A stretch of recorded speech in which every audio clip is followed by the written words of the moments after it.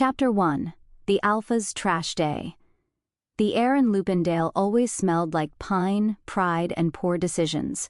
Today was no different. As the sun rose over the sleepy werewolf town, a coffee cup sailed out of the Alpha's bedroom window, narrowly missing a jogger and splattering on the sidewalk like some kind of foamy war declaration. Evelyn Thornbridge, the town's best and only magical seamstress, winced from across the street. There it was.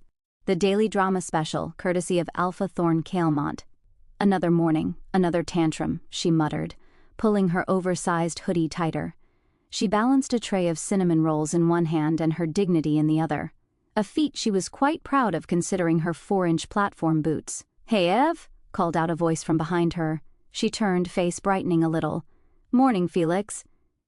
Felix Ravenspell, beta to the ever-melodramatic Alpha Thorne, looked harassed. As usual, there was flour in his hair again. "Let me guess," Evelyn said.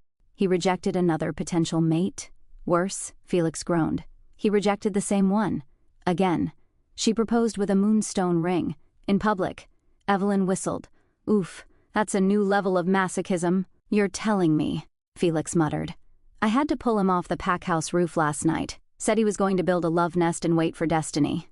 She snorted. "And how's that going?" "He stapled mistletoe to a hawk nest." "Nice." Felix stared at her tray. "Are those cinnamon rolls for him?" Evelyn gave him a slow, scornful look. "These? For the man who called me painfully unmateable last spring?" "Absolutely not. These are for the orphans. The orphans love you, because I don't reject them publicly during Moonfeast season." Touché. Evelyn Thornbridge didn't believe in fated mates, or alphas with issues, or fate, really. She believed in cinnamon rolls, quiet evenings, and not getting emotionally entangled with a man who once told her she smelled like mortal temptation and laundry detergent. She was just fine being an Omega spinster, with a flourishing enchantment business and a pet frog who hated everyone but her. So, naturally, this was the week Thorne Calemont, the very alpha who rejected her in front of the entire High Howl Council, decided he was deeply and irrevocably in love with her. And he didn't mean that in a poetic way. He meant it in the "I have written you 37 scented letters and named a mountain after your eyes" kind of way. Too bad Evelyn had already moved on. She was dating a vampire. Kind of. It was complicated. Chapter 2. The Alpha and the Accidental Vampire Date. The vampire wasn't even her type. He was tall, sure, elegant in that "I wear tailored coats for no reason" and quote tragic poets kind of way. But Evelyn Thornbridge liked people who didn't take 4 minutes to blink, and didn't call her "my dusk-lit rose of ruin" every time she passed him the salt. Still, Casimir Nightshade was nothing if not persistent, and Evelyn had always had a weakness for free drinks and dramatic exits. He stood now at the door of her shop, cloak fluttering dramatically in the windless air, as if he had a fan permanently installed beneath his boots. "Evelyn," he intoned, voice like crushed velvet, "I brought you blood oranges." She blinked. "That's seasonal." "Thanks." Inside her tiny boutique, Thornbridge Threads, the air smelled of silk, lavender, and just the faintest hint of revenge. Bolts of enchanted fabric floated gently in the air, sorting themselves on the shelves. Her pet frog, Sir Hopsalot, croaked judgmentally from his goldfish bowl. Casimir stepped inside, gaze sweeping over the chaos like he was scanning for emotional damage. "I thought we could picnic," he said.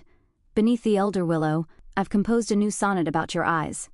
"They're just eyes, Casimir. They contain entire autumns. I have seasonal allergies."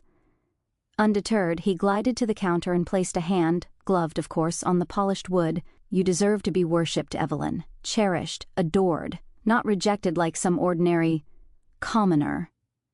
Her brow twitched. There it was again, that tone people used when they remembered she wasn't from an old pack lineage or a moon-blessed bloodline. Just Evelyn, daughter of the woman who ran away with a rogue and opened a witch-run daycare. Still, she managed a polite smile. "You're sweet, Casimir, but maybe don't insult me while complimenting me next time." He bowed. "As you wish. Shall I send a carriage for—" The door burst open, literally burst, as in, exploded off its hinges. Splinters flew.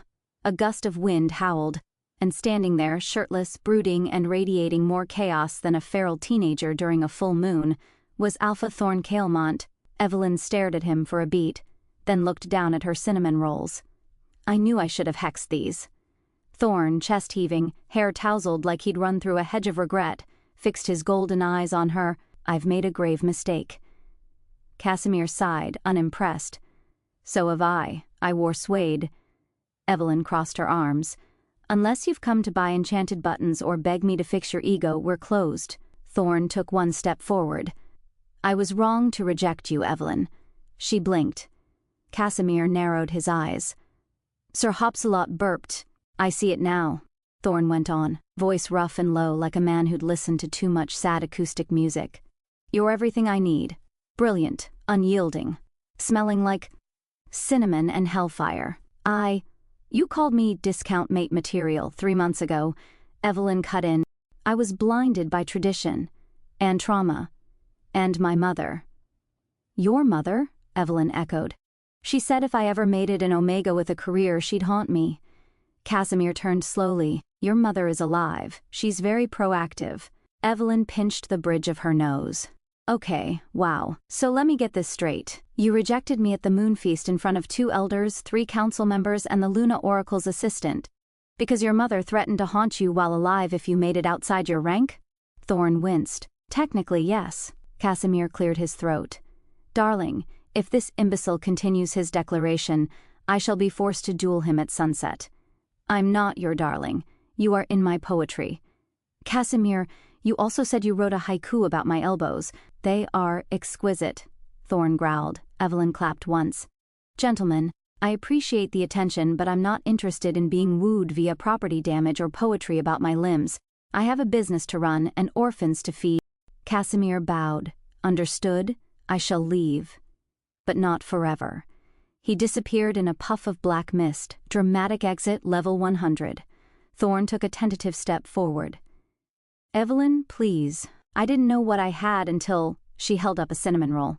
If you finish that sentence with "it was gone," I will throw this at your face, and then bill you for it. He stopped. I'm not a backup mate, she said calmly. I'm not your redemption arc. And I'm definitely not going to drop everything because you finally figured out I'm not just background noise. I want to earn you, he said softly. She paused, then gave him a look that could freeze a volcano. Then start with my door, fix it, and maybe consider therapy. She handed him a toolkit from under the counter. Thorne blinked. Evelyn gave him a tight smile. You want to beg? Great. But don't do it shirtless, or near my frog. Sir Hopsalot croaked again. As the Alpha of the Silverfang Pack began awkwardly reattaching the door he'd just exploded, Evelyn turned back to her cinnamon rolls. Somewhere behind her, Thorne accidentally hammered his thumb and yelped. She smiled. Maybe rejection wasn't the end of her story after all. Maybe it was just the prologue. Chapter 3. The Alpha who joined a knitting circle. Fixing a door is easy. If you're not doing it with one hand and 20 years of emotional repression. Alpha Thorne Kalemont had faced down rogue packs, wild storm beasts, and one particularly aggressive enchanted elk. But none of that prepared him for the crushing humiliation of standing on a pink welcome mat with a screwdriver and the faint sting of rejection still clinging to his pride. You missed a hinge, said the frog. Thorne froze. Sir Hopsalot was staring at him from his bowl, glassy eyes blinking with the kind of judgment only amphibians could achieve. I'm doing my best, Thorne muttered. The frog snorted. It sounded disappointed. Meanwhile, inside Thornbridge threads, Evelyn arranged a bolt of shimmer silk like she wasn't 2 seconds from cackling. Through the glass she could see him, shirt buttoned now, hair a mess, face scrunched in frustration like a child who just found out glue isn't edible. His aura of broody alpha dominance was being somewhat undermined by the fact that he'd installed the door upside down. And backwards. Is this what forgiveness looks like? She mused aloud. Her assistant, a retired dryad named Twyla, who had been reincarnated into the body of a cactus long story, made a rustling noise of vague amusement. He's trying, Twyla said. He's also stapling the house numbers on with what looks like... Is that a butter knife? It's a metaphor. For what? Desperation. Evelyn sighed. What does a woman have to do to live a quiet life with cinnamon rolls and zero romantic drama? Be ugly, Twyla offered helpfully. Across town, word of Thorne's fall from romantic grace spread faster than wildfire on Gossip Day. By noon, the entire Lupindale book club and knitting coven was discussing it over lemon scones and enchanted tea. "He tried to serenade her?" asked Grandmother Renly, the oldest wolf in the coven, and the only one who'd once mated a dragon. "Allegedly. Poorly," said Mirabelle Longfang, sipping her cinnamon hex tea. "He wrote her a sonnet and accidentally compared her to a haunted barn." "To be fair," piped up Elder Thornbottom, her eyes are a bit spooky. "In a lovely way." "I always said Evelyn was too good for him," Renly huffed. "She's got ambition, talent, and a waist." There were nods of agreement. So when Thorne Kalemont himself strode into the church basement where the book club and knitting coven met every Thursday afternoon, he walked into a room brimming with sharpened knitting needles and suspicious glares. "I want to learn," he declared. The room fell silent. Even the teapot stopped whistling. "Learn what?" Renly narrowed her eyes. "Knitting," he said. "You," Renly said slowly, "the alpha who once declared he preferred to battle fate with steel and muscle instead of thread and craft?" Thorne winced. "I've grown. You rejected Evelyn. I'm unrejecting her. Not how it works, Sugarplum." "I know," Thorne said quietly. "That's why I'm here. To learn. Not just about knitting, about effort, about slowing down, about being good enough for her." Silence. Then Renly grinned a toothy grin that could curdle soup. "Get him a chair," she said, and a skein of humiliating pink. Back at the shop, Evelyn sat at her work table, blissfully unaware that her ex-almost mate was across town, getting instruction from a pack of feral knitters with arthritis and a taste for blood. She wasn't expecting visitors when the enchanted bell jingled. In walked Felix Ravensbell, Beta, Disaster Wrangler, and Thorne's best friend. He looked like he hadn't slept in days. "Please," he said.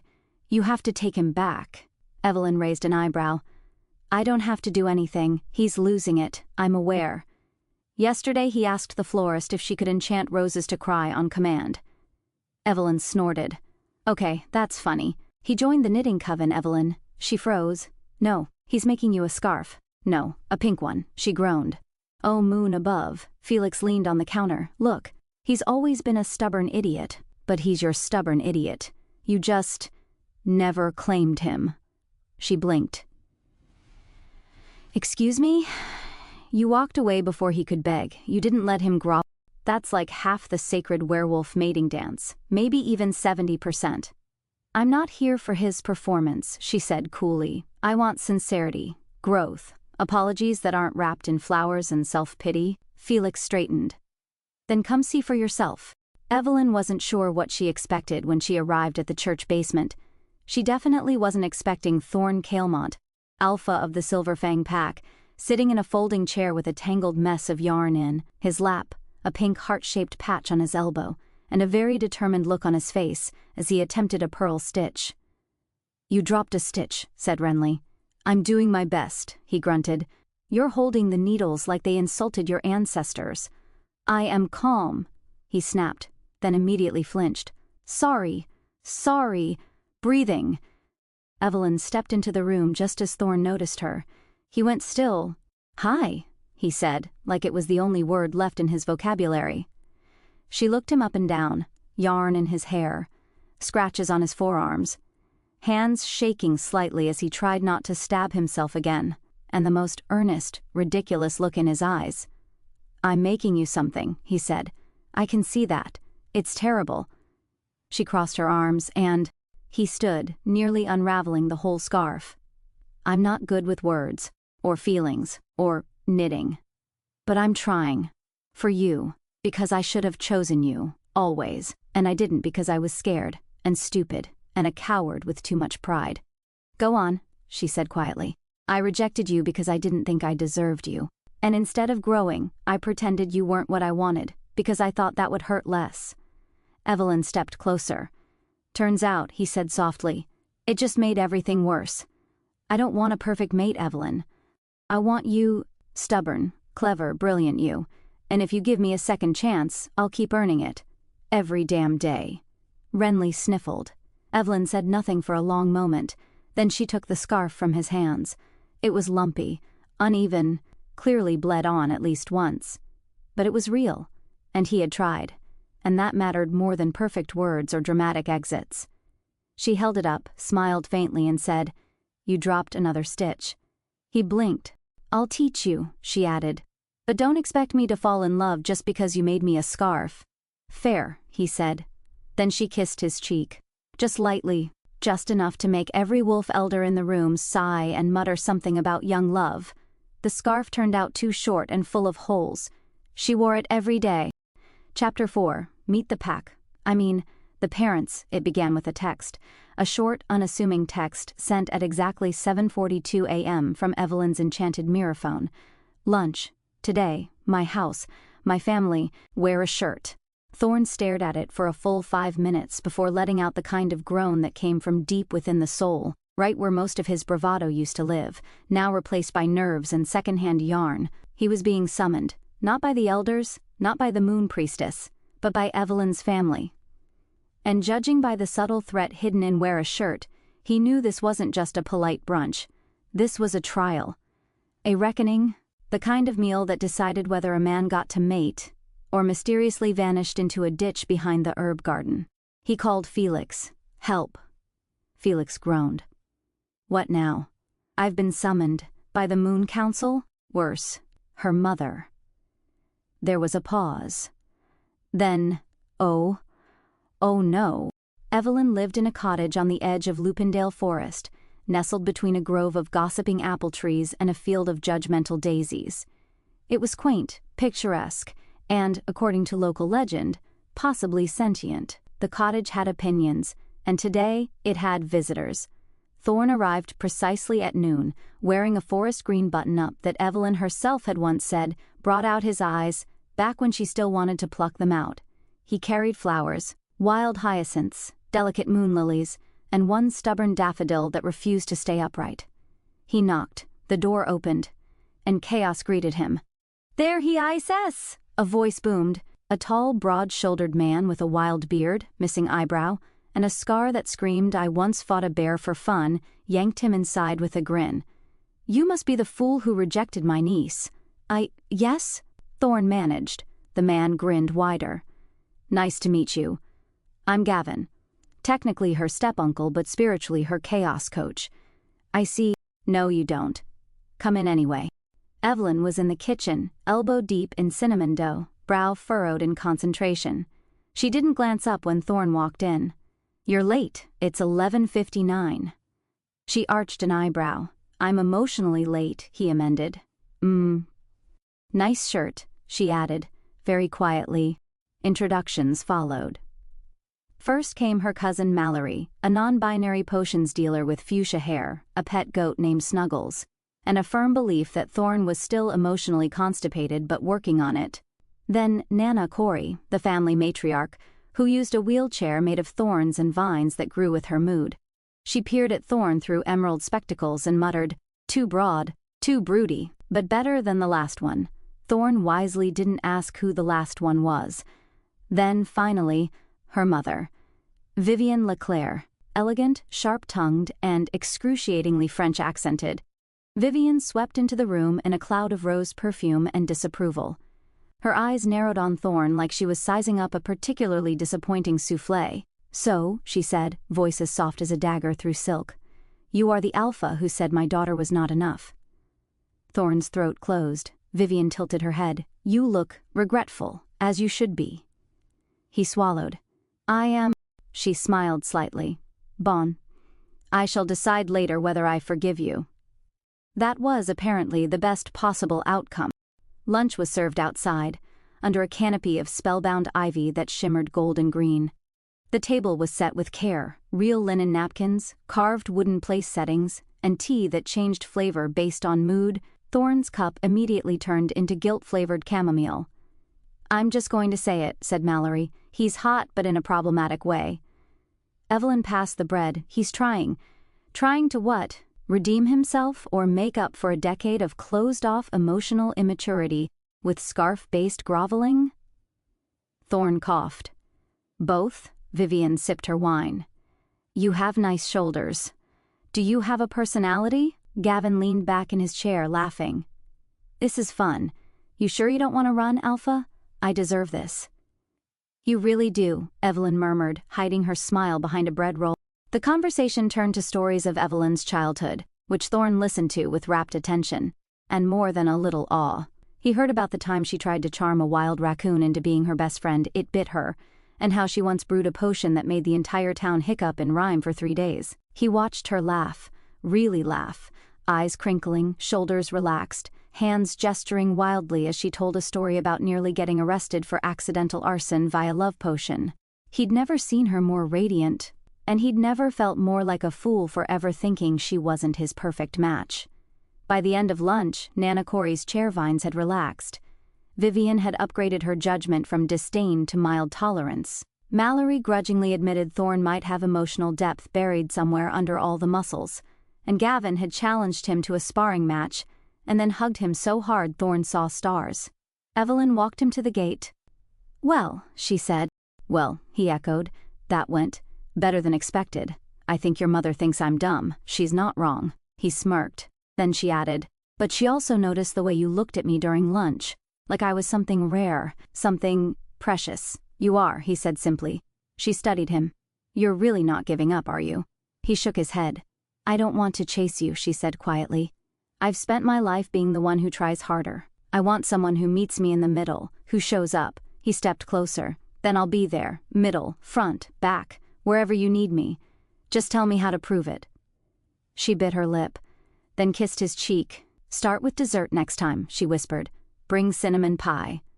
He grinned. You got it. And as he walked away from the LeClaire cottage, bruised ego and all, Thorne felt a strange, unfamiliar thing settle in his chest. Hope. Stubborn, persistent, terrifying hope.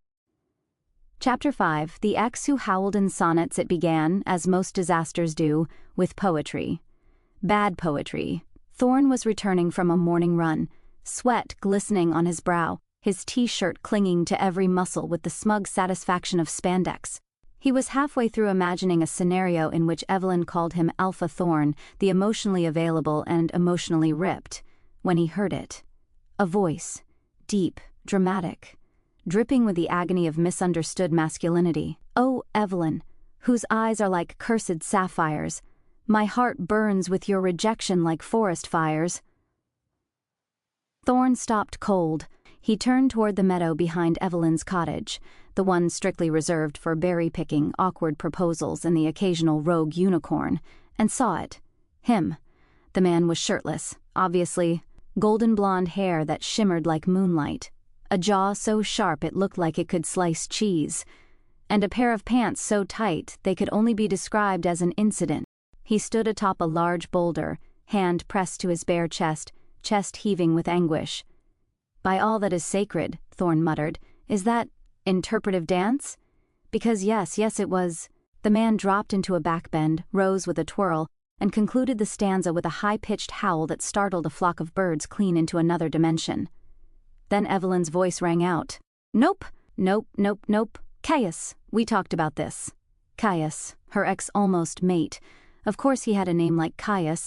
Thorne watched from the tree line as Evelyn marched toward the meadow like a tiny vengeful goddess, flowers still dusted across her apron, hair in a disheveled bun, and murder in her eyes. You sent me a singing telegram made of doves, Caius. Real doves. Do you know how long it takes to defeather a kitchen? Caius placed a delicate hand over his heart. Evelyn, you wound me. That was a metaphor for love unbound. It was a metaphor for a health violation. But you've not replied to my letters, my songs, my sonnets etched into bark by moonlight. I thought those were squirrel warnings. Caius turned, suddenly noticing Thorne, who had stepped closer in a combination of curiosity, horror, and possessiveness he hadn't yet worked through in therapy. Well, Caius said, eyes narrowing. The Alpha rejected her first, then begged for her back. Thorne folded his arms. The shirtless ballerina with boundary issues. Touché, Caius said, smiling too widely. Don't encourage him, Evelyn muttered. They stood in awkward silence, a triangle of testosterone and unresolved feelings, until Evelyn broke it. Caius, what do you want? To win you back. Evelyn blinked. With poetry. And sensual dance. I'm also taking up pottery. Thorne snorted. Of course you are. Evelyn pinched the bridge of her nose. Look, I appreciate the flair, I really do. But I'm not looking for a second chance romance with you. I was never your mate, Caius said, voice suddenly low. But I could have been, if he hadn't come back into the picture. Thorne stepped forward, jaw tight. You don't get to talk about what could have been, neither do you, Caius shot back. She was ready to move on, until you strolled back into her life with your big arms and wounded eyes and sad, brooding declarations. Evelyn held up her hands. Gentlemen, if you're going to fight over me, at least wait until I get popcorn. Both men turned to her. She looked exhausted, amused, and deeply over it. I'm not a prize. I'm not a trophy. And I am not interested in watching you two growl at each other like toddlers who lost their chew toys. Thorne opened his mouth, closed it. Caius sighed. I made a choreography for you. I will call the forest guard. Later that day, Thorne found himself on Evelyn's porch, helping her scrub flour off her windowsill, a result of a dove-related panic, both of them silent for a while. So that's Caius, he said. Yeah, he dances, and believes sonnets are a valid currency. Evelyn laughed softly. He's not a bad guy, just not my guy. Thorne nodded. That still bothers me. What does? That you almost mated with him while I was being, well, me. She looked at him then, face softening. You're allowed to be bothered, as long as you don't throw punches or recite territorial limericks. He smiled. No promises. Then, more seriously, I don't blame you, you know. For moving on, for trying. Evelyn set down her scrub brush. You hurt me, Thorne, deeply. But it wasn't just your rejection, it was your silence after. You didn't even fight for us. I didn't know how. Well, she said, brushing flour from her cheek, you're learning. And with that, she leaned in and pressed a kiss, chaste, warm, deliberate, to his jaw. Thorne froze. You smell like cinnamon and pine sap, she murmured. Is that a good thing? It's a dangerous thing. That night, Caius could be heard sobbing into a lute somewhere in the woods. Thorne just smiled. He didn't need poetry. He had progress. Chapter 6. The Gala of Growls and Gossip. The invitation arrived wrapped in silk, creamy white parchment sealed with golden wax, and an insignia so old and overcomplicated it may as well have been designed by a drunken dragon with a grudge against minimalism. Evelyn squinted at it, holding it between two fingers like it might explode. The Royal Shifter Gala, hosted by the House of Cavalatheron, Duchess Theodora presiding location, Ironhowl Estate, full moon ballroom attire, formal, regal. Possibly cursed. She turned to Thorne, who was lounging on her sofa, barefoot and smug, a teacup balanced delicately between his fingers like he was born to be domestic. I don't suppose you know anything about this? He didn't even pretend. I may have dropped a few hints to Duchess Theodora. You what? She owes me a favor. I figured, if I were to impress you, I'd need an audience. Evelyn folded her arms. So your plan is, what? Take me to a royal event, get everyone drunk on flattery, and then what? Declare your undying love between hors d'oeuvres? Thorne raised an eyebrow. Are you telling me you don't want to be the most stunning woman at the gala while everyone gossips about how I clearly worship the ground you walk on? She paused. Maybe just a little. Ironhowl Estate rose from the mist like something out of an over-budget Gothic novel. Torches lined the cobblestone drive. The walls were covered in ivy and enchanted roses that glowed faintly in the moonlight. Gargoyles watched from every peak, glaring suspiciously at guests. A butler the size of a troll took their coats and offered them a welcome drink called Wolf's Delight, which tasted like peaches and poor decisions. Evelyn wore deep wine-red silk, off-shoulder, with a slit-up one thigh and golden threading that danced like moonfire. She had charmed her hair into a cascade of dark curls and wore a single pendant around her neck, an heirloom of no royal value but deeply sentimental. Thorne wore a charcoal black suit with silver embroidery, a high collar, and a dagger hidden in his boot. His hair was slicked back, jaw clean-shaven, expression somewhere between regal and I'd punch someone if you just say the word. They looked like trouble. They looked like a headline. And they absolutely looked like a couple, despite Evelyn's constant muttering of, he's just here for symmetry.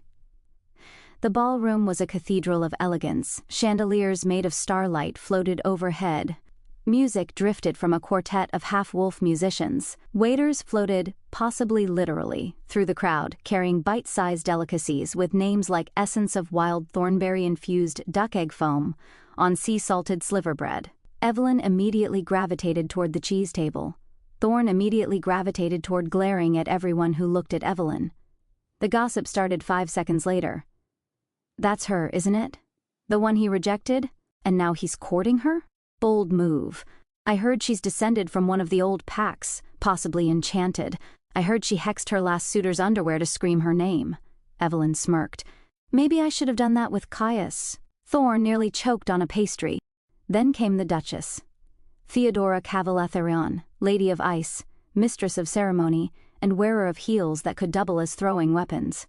She approached with the elegance of a queen and the social subtlety of a piranha.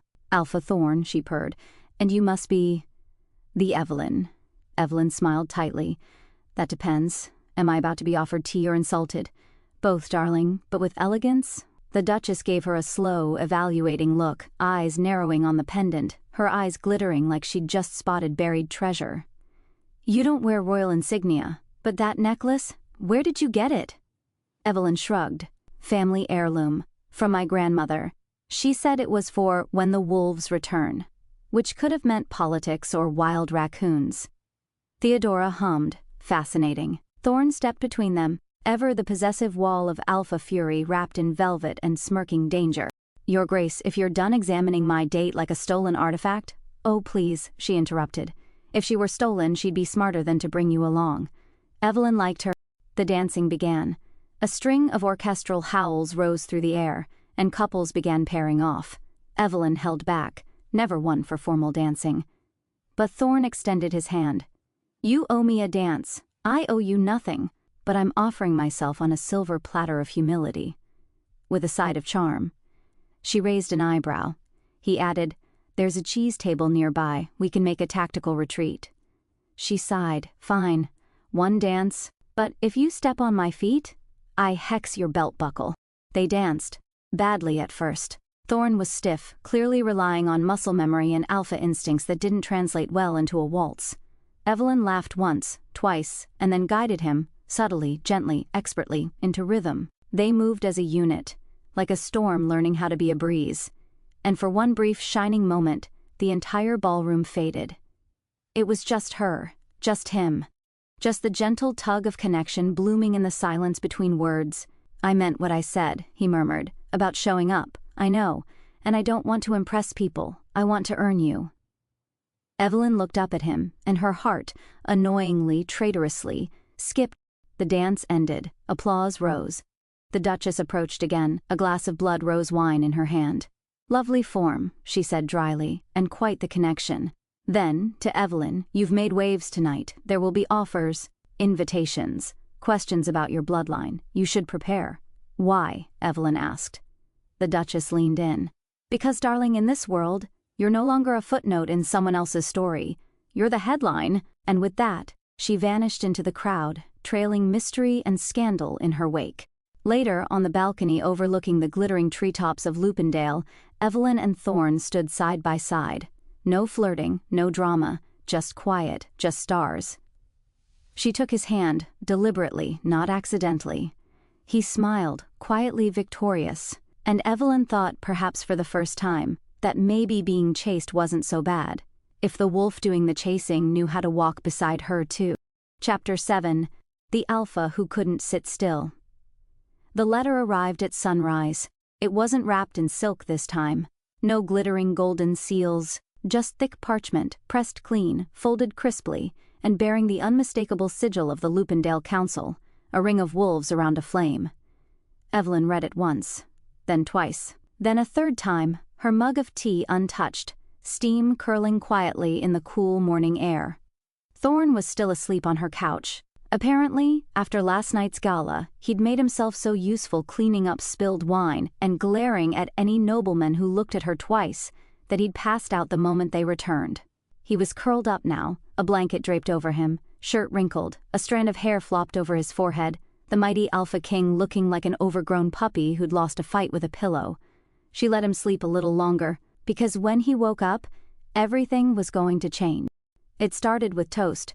Thorne had a thing for toast. Thick slices, buttered aggressively, stacked like building materials. Evelyn watched him devour 3 while she paced the kitchen, letter still clutched in one hand. "You're going to wear a hole in the floor," Thorne mumbled through a mouthful. "I got a letter. You get letters every day. One from Caius, one from that weird old lady down the road who wants you to bless her chickens, and one from that bakery in town that keeps trying to hire you. This one's from the council." Thorne froze, mid-chew. She handed it to him. He read it. Slowly, twice. When he looked up, his entire face had changed. Tension around the eyes, the twitch of his jaw, the way his spine straightened like someone had just declared war on his ego. "They want you to sit on the council," he said quietly. Evelyn nodded. "They're offering you a seat, apparently. And this is... what, some political stunt?" His tone sharpened. "They want to parade around the Alpha's rejected mate, like a symbol of modern progress?" "No," Evelyn snapped. "They want me. Because I'm competent. Because I've spent 5 years working with border packs, because I speak 6 dialects, and because I know how to negotiate a ceasefire without punching someone in the face." Thorne put the letter down like it might catch fire. "So you're considering it?" "I'm not just considering it, Thorne. I'm accepting." Silence. Thick, heavy. The kind of silence that stretched between 2 people standing on opposite cliffs, neither one sure how to build the bridge anymore. Thorne finally said, low and strained, "Do you know what they'll do to you?" "Yes," she replied evenly. "They'll put me in a room full of powerful men and I'll make them listen. You'll be surrounded by politics, manipulation, bloodlines, power plays. Sounds like my last relationship." That hit him like a slap. "Evelyn..." "No, let me talk." She stepped closer, voice shaking. "You keep wanting me to be your mate again. You keep doing these big, flashy gestures. But I am not your damsel. I'm not someone you can protect and parade around like a fragile prize you finally decided was worth keeping. I don't see you as fragile. You see me as yours." The words cracked between them. "And you don't want to be?" he asked quietly. "I want to be mine first." The next few days were tense. They didn't argue, not openly. But there were long silences, lingering looks. Conversations that started soft but ended clipped. Thorne helped her pack, because the council expected her to stay in the capital for the session, and every time he folded a tunic or tucked a book into her bag, his jaw clenched like it hurt. On the day she was set to leave, he walked her to the edge of the woods, where the silver-shaded coach waited, drawn by 2 sleek lunar-horned deer. He opened the door, held it. She looked up at him. "You could come with me," she said quietly. "Not as my mate, not as an alpha, just as someone who wants to learn who I really am." He looked away. "I'm not built for politics. I'm not asking you to play politics," she said. "I'm asking you not to disappear again." His eyes snapped back to hers. "I won't," he said, and for once there was no alpha arrogance. Just a man stripped bare. Then softly, "You smell like cinnamon and ink when you're determined. It's maddening." She smiled despite herself, then climbed into the coach and didn't look back until the trees blurred into silver shadows. Lupindale's capital was a blend of old-world charm and cutthroat power games. The council chamber was circular, 12 thrones arranged like an arena, each carved from wood native to the territory they represented. Evelyn was given a seat between Lord Garin of the Northern Fens and Lady Virel of the Eastern Reaches, 2 seasoned wolves who watched her like she might either save or sink the pack union. She did not flinch. She listened. She spoke clearly. She vetoed a proposal that would raise taxes on border packs. She rewrote a treaty clause overnight that earned her 2 death threats and 3 offers of marriage. By the 4th day, they stopped calling her the Alpha's former mate and started calling her Counselor Ashvale. She wore the title like armor. Meanwhile, Thorne sulked. He sulked through 3 pack meetings. He sulked through a forest fire drill. He sulked when Caius sent a bouquet of apology-shaped ferns to Evelyn's cottage. "She doesn't even like ferns," he roared, startling 2 squirrels and a rookie patrol wolf. Eventually Ivy, his beta and oldest friend, dragged him out for a walk. "You're in love with her," she said plainly. "Obviously, so why aren't you chasing her?" "Because she asked me not to." Ivy tilted her head. And I'm trying to respect her space." "Thorne, You literally invaded a gala with a 1,000-year-old duchess just to flirt with her in public. Space is not your skill set. She paused. But growth is. He stared at her, then sighed. She's going to change things. Good. We need change. I'm afraid I'll lose her. You never had her, Thorne. Not really, but you have a chance now to deserve her. He was quiet. Then finally asked, "Do you think she'll forgive me?" "Maybe," Ivy said with a smirk, "but I'm pretty sure you'll have to earn it, while wearing formal court attire." He groaned. Not the silver vest again. Oh, definitely the silver vest. And somewhere, in the chambers of the council, Evelyn sat at her desk long after midnight, writing letters by candlelight. One to her grandmother, one to the baker who kept offering her a job, and one, folded carefully, sealed with wax, and addressed to Alpha Thorne Wilder. The letter said only, "I'm still mine, but maybe there's room for an us, if you're brave enough." And she smiled, because she knew he would be. Eventually. Chapter 8, The Alpha Who Came Bearing Flowers. There were flowers. Of course there were flowers, but not the predictable ones. Not a bundle of red roses or daisies wrapped in plastic with a discount tag still attached. No, Thorne Wilder, former Golden Alpha of the Wilderlands, and current most frustratingly persistent male in all of Lupindale, had managed to track down an armful of night-blooming star blossoms, a flower so rare that even the council's botanical archivist nearly wept when he saw them. They shimmered faintly, glowed even in the daytime, and legend claimed they only bloomed under the scent of genuine longing. How Thorne got them was anyone's guess. Rumors ranged from black market deals to charming an old fae in the haunted western groves. Thorne wouldn't say, but when he showed up in the capital, uninvited, unannounced, and wholly unapologetic, he was carrying them in a satchel and looking like a man who hadn't slept since Evelyn left. She found him standing in the entrance hall of the council's southern wing, talking with the guard who was clearly trying not to laugh. "She's in session, sir," the guard was saying. "You'll need to wait. She'll want to see me," Thorne insisted, shifting the flowers in his arms. "I'm wearing the vest." "Sir, the council doesn't care about your vest. She does." Evelyn was in the middle of ripping apart a centuries-old trade law when she felt it.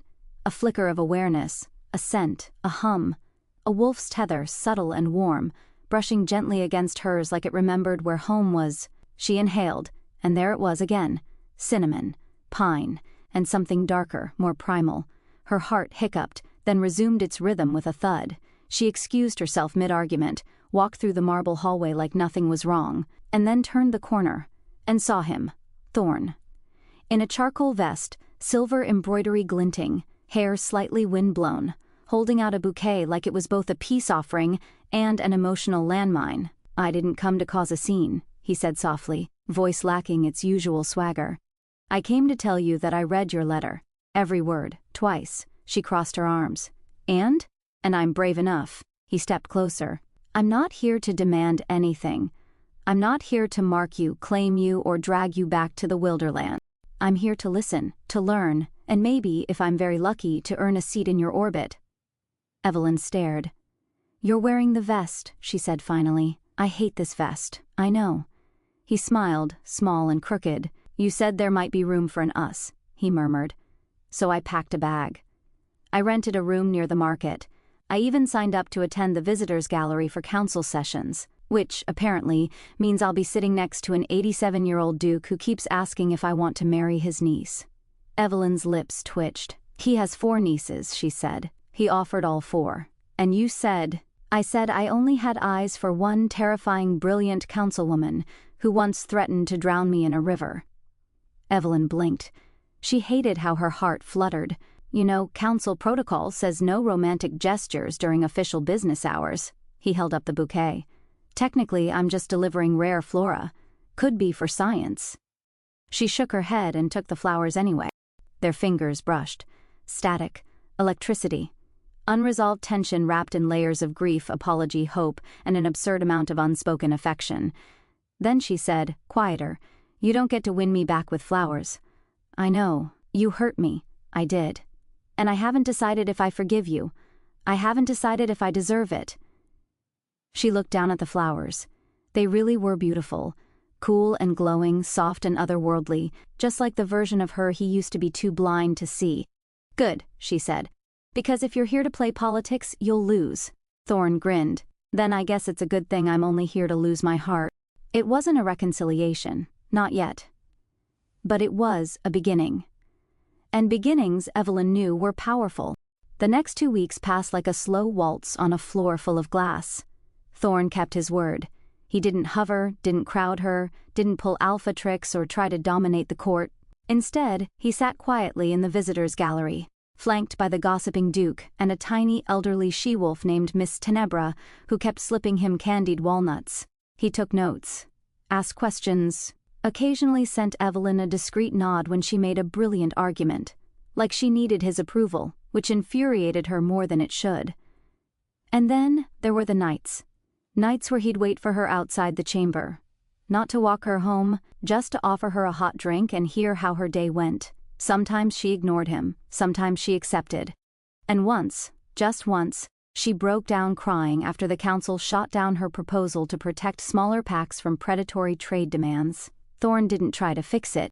He just sat next to her on the steps beneath the moonlight and said, "If they don't listen now, they'll remember you later. You shake the world when you speak." She cried harder. He didn't look away. Eventually, people began to notice. Counselors murmured. Letters from distant packs poured in.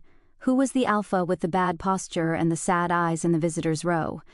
Was he single? Was he dangerous? One reporter even tried to catch Evelyn on the way out and ask, "Are the rumors true? Has the Alpha King finally begged for your forgiveness?" Evelyn looked her square in the eyes and said, "Not yet." But her fingers toyed with a pressed blossom in her coat pocket the entire walk home. And then, on the last day of the spring session, everything changed. The council convened early. Tensions were high. A proposal had been submitted to abolish the current seat structure, and instead elect pack representatives by merit and service. Evelyn backed it. Half the chamber balked. Lord Garin nearly choked on his own arrogance. Lady Varel demanded Evelyn retract her support. Evelyn stood, tall, calm, and said, "This proposal is not about bloodlines, it's about survival. We cannot lead with pride when our people are starving. We cannot govern by legacy when the world is changing faster than our laws can keep up. If we want a future, we must build one worth inheriting." The chamber erupted, arguments, insults, threats. Thorne sat in the gallery, heart in his throat. He watched her, fierce, radiant, uncompromising, and he realized, for the first time, that the greatest thing he could offer her wasn't protection, it was partnership. She didn't need a king. She needed someone who believed in her enough to kneel beside her while she tore the kingdom down and rebuilt it from the rubble. When the session ended, Evelyn walked out alone. Thorne waited at the steps. No flowers this time, just silence, and then he said, "Let me help." "With what?" "With whatever comes next." She hesitated, then whispered, "You're late." He blinked. "What? I've already started." He grinned. "Then I'll catch up." And this time, when their fingers brushed, she didn't pull away. Not yet a promise, but almost. Chapter 9, the dinner invitation that started a scandal. It began with soup. Simple, rustic, and intentionally unimpressive, just how Evelyn liked it. A clear wild mushroom broth with slivers of root vegetables and a sprig of fresh thyme, served in mismatched ceramic bowls she'd bartered from a traveling artist last winter. The table was narrow, her apartment modest. A single candle flickered between them, casting faint shadows across the linen tablecloth embroidered with wolves and stars. Thorne sat across from her. No guards, no servants, no formalities. Just a man in a rolled-up linen shirt with slightly damp curls from the evening rain, and an expression caught somewhere between awe and nerves. "You cooked," he said finally, gazing at his bowl like it was made of gold. "I boiled things. Don't romanticize it." "I'm not," he said, dipping his spoon. "I'm honored." Evelyn arched a brow. "It's soup, not an alliance treaty." "Still," he murmured, eyes fixed on her across the table. "It means you trust me enough to feed me in private." "I didn't say I trust you," she replied. "Just that you've annoyed me enough in public." A slow smile spread across Thorne's face. "And here I thought you missed me." She didn't answer, but her lips quirked just slightly. They ate in comfortable silence, punctuated only by the occasional crackle of the hearth and the distant murmur of city bells. The window was open, letting in the scent of late spring, wet stone, green ivy, and the first hints of honeysuckle. It made Evelyn feel strange, exposed, almost like she was balancing on the edge of something unnamed. Thorne was different here, stripped of the bravado, no longer the arrogant alpha of the Wilderlands, but just Thorne, the man who'd once walked barefoot into a snowstorm because her wolf had gone into heat and she'd needed space, the man who'd broken her heart, the man trying to rebuild it piece by aching piece. "Why now?" she asked suddenly, setting her spoon down. He blinked. "Why what? Why come back now? After all this time, after all the silence, what made you wake up and decide you wanted me again?" Thorne leaned back, studying her with unreadable eyes. "I didn't wake up," he said. "I never slept." He pushed his bowl aside, expression bare and open. "I lost you, Evelyn. I lost you because I was a coward, because I thought love would weaken my position, that you would tie me down, that wanting you made me less of an alpha, and then I watched the Wilderlands crumble without your counsel. I watched my people suffer under decisions I made alone, and I realized..." He swallowed. "I wasn't weaker with you, I was better." Evelyn looked away. "Words are cheap, Thorne." "I know," he said quietly. "That's why I've stopped offering them without proof." He reached into his coat and pulled out a folded parchment. Evelyn took it, unfolded it, read, then looked up sharply. "This is a resignation?" Thorne nodded. "From the Wilderlands Council. I appointed a new beta. Norrin. You always said he had a better head for numbers. You're stepping down? I'm stepping aside. So I can stay here, earn your trust, earn this future." She stared at him. "You gave up your title." He nodded again. "You're insane. I'm in love." The room went very, very quiet, and that would have been the perfect ending to the evening, if not for the knock on the door. 3 sharp raps, then silence. Evelyn stood cautiously. She wasn't expecting anyone, and only 2 types of people knocked like that: arrogant aristocrats or soldiers with bad news. She opened the door. And in walked both Lady Vale, cold as ever, in a scarlet gown lined with ivory fur, flanked by Captain Rusk of the Outer Ward Patrol. Behind them, 2 more guards and a clerk holding a thick leather folder. "Councilwoman Vale," Varel said silkily, "forgive the interruption. We simply couldn't wait until morning." Evelyn's body tensed. To do what? To deliver a public concern, Varel purred, stepping into the tiny apartment like she owned it. "About your guest." Her eyes flicked to Thorne, who stood now, posture instantly defensive. Captain Rusk stepped forward and placed the folder on the table.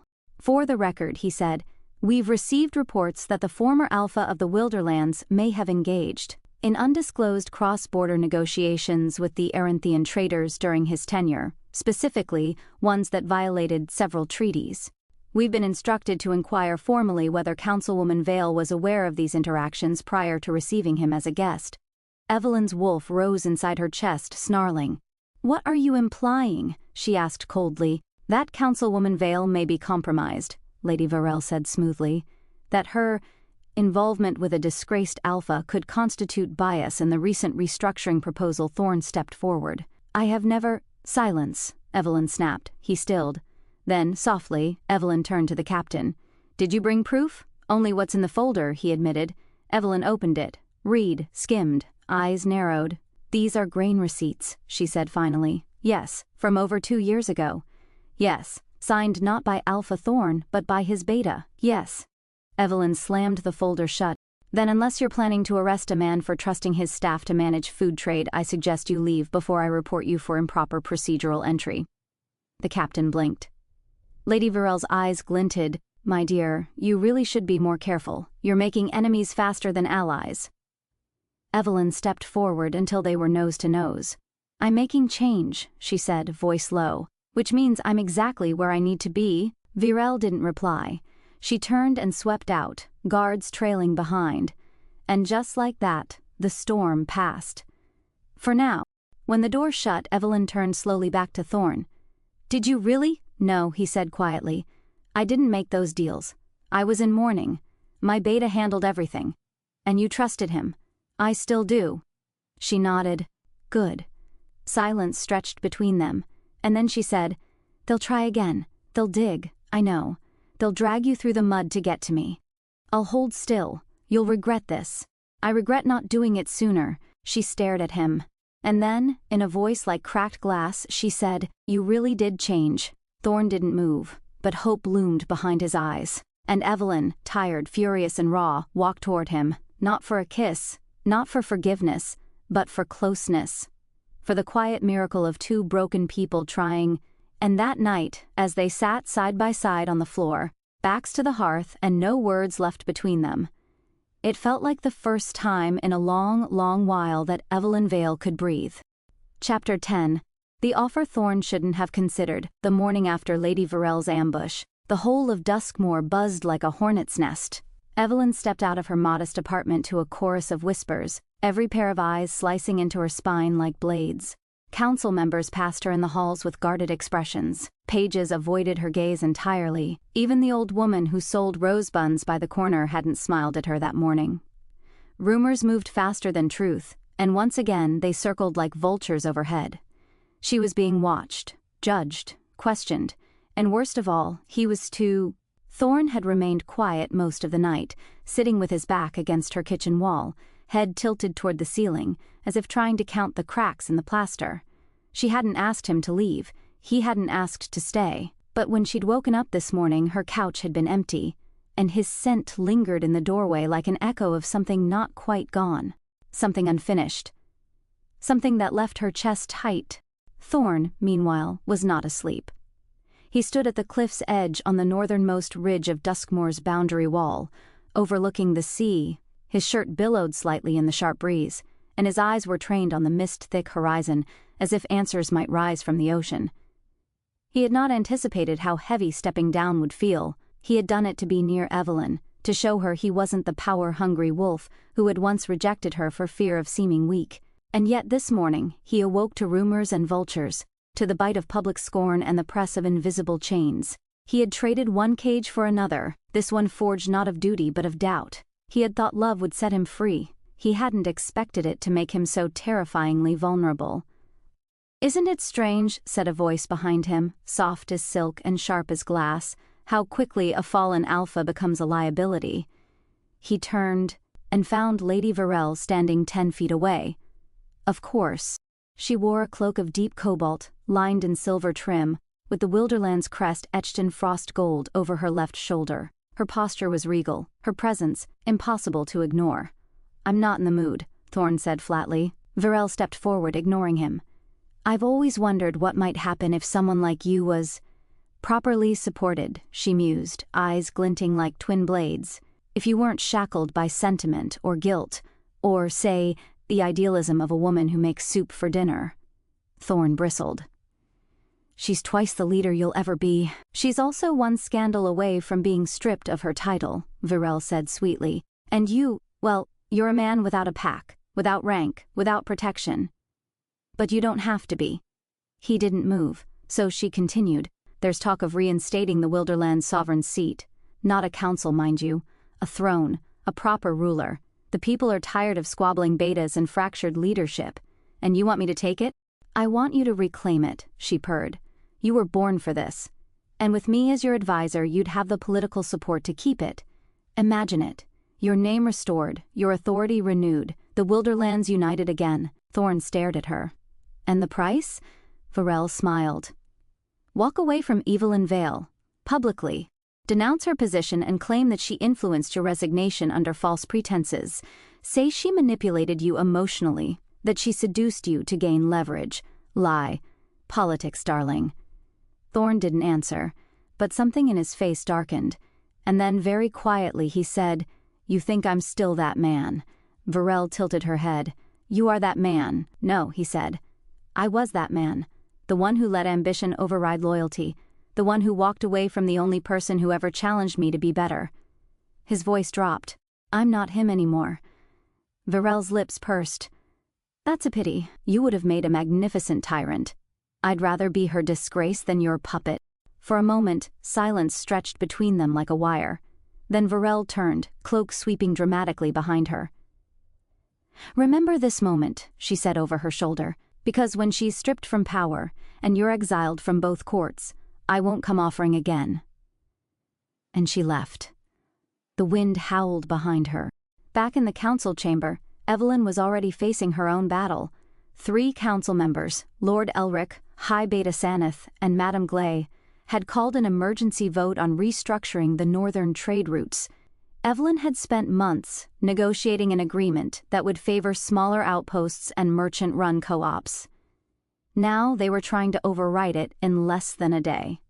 "We simply feel," Saneth was saying, "that Councilwoman Vale's recent, personal entanglements may have impaired her objectivity."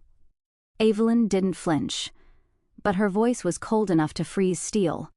"My objectivity isn't in question. My success is, and that makes you uncomfortable." Madame Glay sniffed. "It makes us cautious." "Then be cautious of corruption, not competence," Evelyn said smoothly. "Be cautious of the fact that 2 of you stand to personally profit if this route is rerouted through the stone mines instead of the river docks." A low murmur rippled through the room. Lord Elric went red in the face. "You overstep." "No," she said. "I step exactly where needed." It was then the door opened, and in walked Thorne. Dust still on his boots, wind still in his hair, he walked straight to the council table, placed a parchment down, and addressed the room with the full force of a man who used to command empires. "I've just spoken with Lady Vyrel," he said. "She offered me the Wilderlands throne." The room exploded. Saneth leapt from his chair. "You lie." "She offered it," Thorne said, "and in exchange, she asked me to publicly humiliate Evelyn Vale, to dismantle her reputation so she'd have no power left." Silence fell. Evelyn stared at him. "She offered you power," she said slowly. "And you turned it down?" Thorne looked at her. "Not the council, not the chamber, just her." And he said, "You're the only future I want." The words hit the room like a meteor, and Evelyn, who had never needed a man to stand for her, felt her throat go tight, not because she was weak, but because she was seen. Because for the first time in years, someone had chosen her without conditions. That night, they didn't kiss. Not yet. But as they stood alone on her balcony, shoulder to shoulder, the city lit in golden lanterns below, Evelyn turned to him and said, "You're infuriating." Thorne smiled. "I've been told. Ambitious, stubborn, disgracefully pretty. I'll take that as a compliment. But you're finally learning when to fight," she murmured, "and when to stay." She looked at him, really looked, and whispered, "Then stay." And he did. Chapter 11. The Alpha in disguise. The invitation arrived wrapped in black silk ribbon and sealed with gold wax, embossed with the insignia of the lunar court. Evelyn nearly didn't open it. Nothing good ever came folded that neatly, but when she did, her eyes narrowed at the elegant silver script. "You are cordially summoned to the winter masque of the lunar court, hosted in honor of Lady Virel's return and her bid for council sovereignty. Costumes mandatory, truth optional." And beneath that, a note penned in Virel's unmistakable calligraphy, "Come dressed to impress, or to survive, either will do." Fifth, it was bait, obvious, petty, strategically timed, and Evelyn Vale was not the type to flinch from provocation. She stood in her sitting room later that evening, arms crossed as she watched the tailor's assistant fuss over yards of fabric draped around her form. The gown was made of matte charcoal silk and trimmed in blood-red thread, form-fitting and dramatic, but not gaudy. She refused to look like she was trying too hard. There was a wolf-shaped mask, too, sleek and angular, the color of moonlight and ash. She studied herself in the tall mirror, a woman alone in enemy territory, but dressed to kill. Across the city, in a candle-lit tailor's suite, Thorne Northwind was also being measured, although much less willingly. He grumbled under his breath as the quartermaster tried to pin the navy blue lapels of his jacket just so. "Why do I need to wear a mask?" Thorne muttered. "You're not on council anymore, my lord," said the quartermaster dryly. "You're a rogue alpha with a recently broken engagement and a public scandal dripping from your name. If you show up unmasked, you'll be torn apart before the first glass of wine. I'm not hiding. You're being tactical." The quartermaster pressed a fine silk domino mask into his hand. "Besides, some truths are better explored when no one knows your name." Thorne stared down at the mask, blue velvet, subtle silver embroidery. Something about it made his chest tighten. Was he afraid she wouldn't recognize him, or afraid that she would? The masquerade was hosted in the grand courtyard of Duskmoor Keep, a massive open-air ballroom surrounded by arched pillars wrapped in ivy and frostfire lanterns. A quartet played something low and haunting. Servants passed with trays of sparkling spiced wine. Laughter sparkled like broken glass in the air. Every guest wore a mask, a wolf's face, a bird's beak, a painted devil, and the lies flowed freely. Evelyn arrived on the arm of Cassian Locke, the court historian and her oldest friend, dressed in an ostentatious sun god ensemble, with golden feathers on his shoulders, and a mask that would have made Apollo blush. "You owe me 3 apologies, 4 drinks, and a very long explanation," he whispered in her ear. She smiled tightly. "I'll deliver all after I survive tonight." Cassian's eyes twinkled. "I'm not worried about your survival, darling. I'm worried about the bodies you'll leave behind." Thorne arrived 15 minutes later, cloak brushed with snow dust, his mask obscuring his eyes. He slipped in without fanfare, letting his unfamiliarity work in his favor. Everyone looked almost like someone. That was the game. He scanned the crowd once, twice, and then he saw her. She stood alone near the marble fountain, the moon catching the faint shimmer of crimson on her sleeves. Her mask made her look otherworldly, untouchable. She held a goblet in one hand, her other resting lightly on her waist. Strong posture, cool expression. But her eyes, he'd know them anywhere. Evelyn caught the stranger watching her. Blue mask, broad shoulders, jaw too sharp to be anything other than carved by moonlight and mischief. He approached like a hunter, and she let him. "May I?" he asked, gesturing toward the empty seat beside her. She inclined her head. "You're not the first masked man to try his luck tonight. Am I the most persistent?" "Not yet." His mouth twitched. "I saw you earlier," he said, voice pitched low. "Did you?" "You were glaring at Lady Vyrell with a venom that could curdle wine. Then you must have seen her glaring back with a hunger that could melt glaciers." He chuckled. "Do you always trade insults like invitations? Only with those who can handle the return post?" There was a pause, not awkward, just thick, heavy with something unsaid. "You're Evelyn Vale," he said softly. It wasn't a question. She turned to face him fully, her fingers brushing the stem of her glass. "And you are—" He leaned in slightly. "No one important." A thrill ran down her spine. She should have known. But the mask made him different, bolder. Or maybe she was the one who changed, freer in anonymity. Maybe this was what the court wanted, its prey distracted by allure and false safety. A song changed. A new one began. A waltz. He held out his hand. "Dance with me." She hesitated. Not because she was afraid, but because she wasn't, and that was far more dangerous.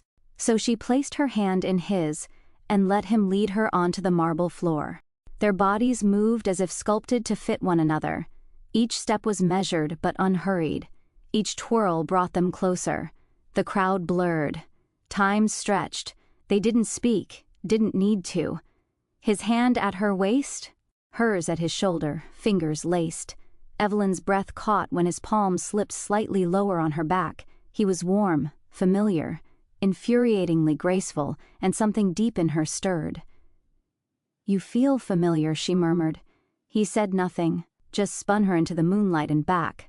"You're not just another lordling in a pretty coat." Still, he said nothing. But she felt the pulse in his wrist where her fingers brushed it, racing, just like hers. She stopped, right in the middle of the floor. The music went on, but they were statues, eyes locked. "What's your name?" she asked. Slowly he lifted her hand to his lips and murmured against her skin. "Thorne." The word was a confession, a plea, a prayer.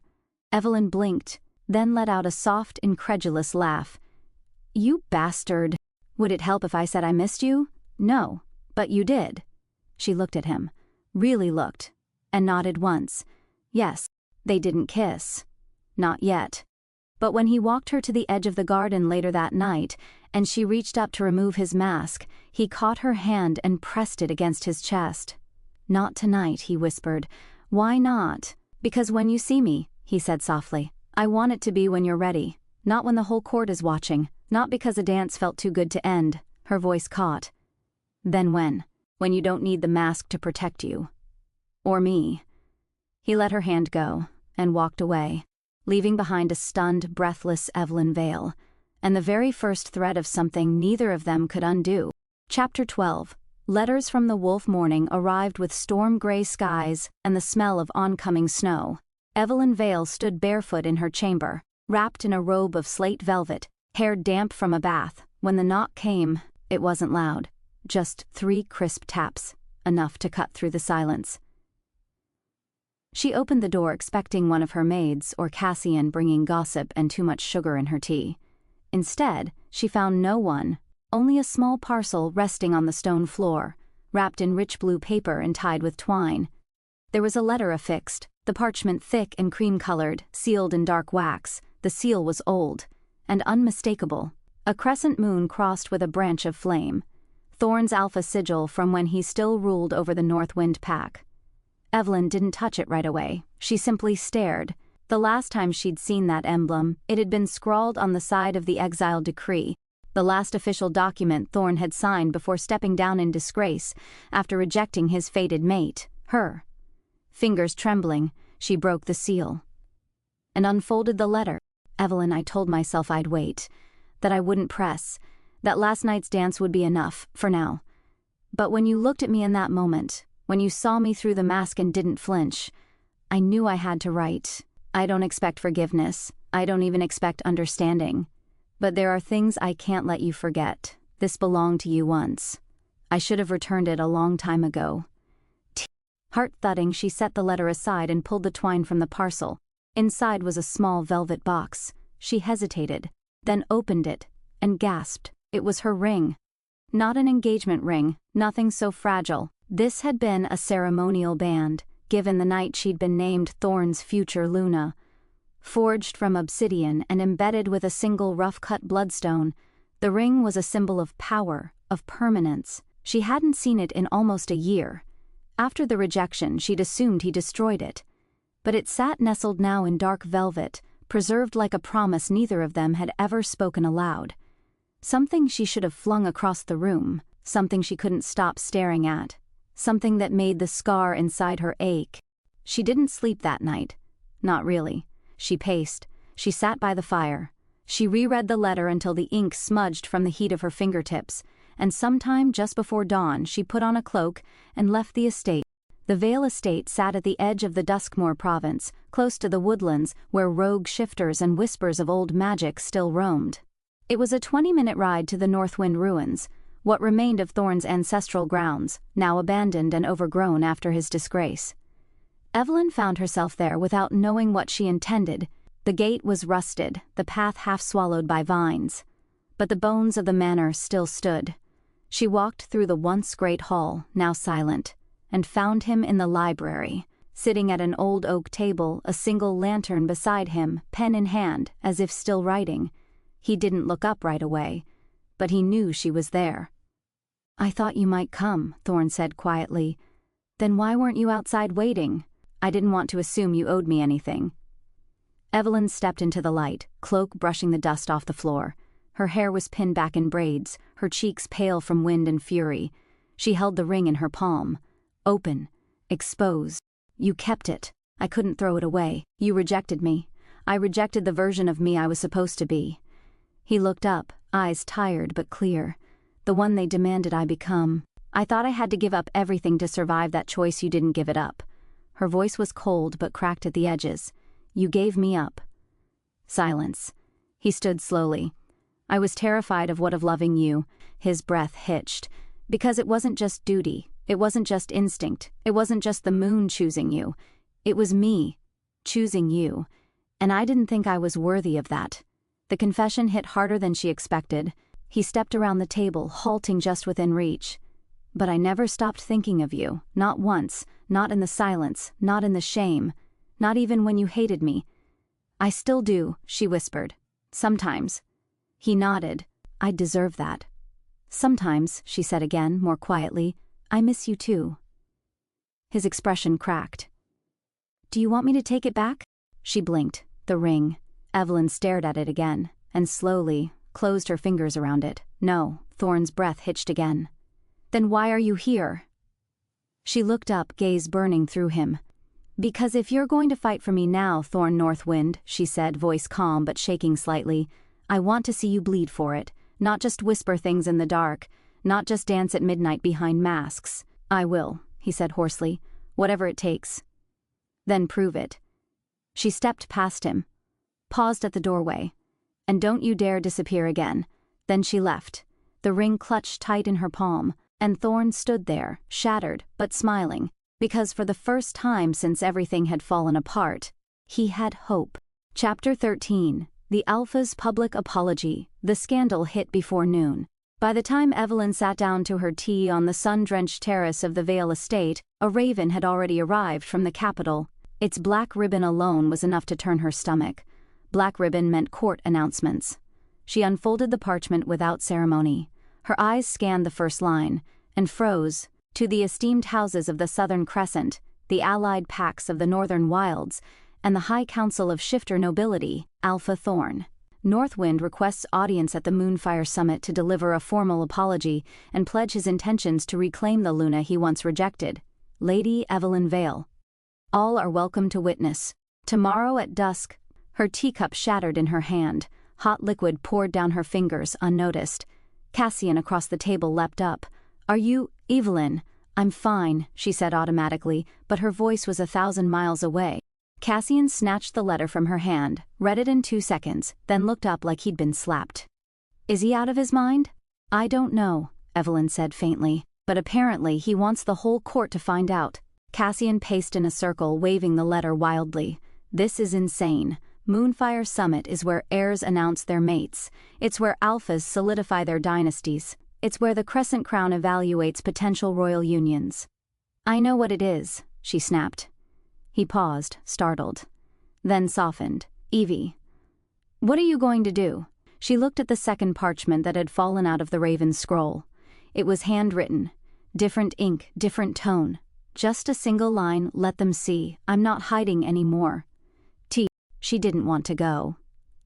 Which meant, of course, she had to. The Moonfire Summit was a public event, hosted in the marble amphitheater that overlooked the Valley of Light. Sacred land to the Moonborn, sacred gossip ground to every socialite in the Empire. When Evelyn arrived, the stands were packed, shifters from every pack. Courtiers, nobles, reporters, curious rogues. Every seat was filled with bodies and whispers and eyes that couldn't stop staring.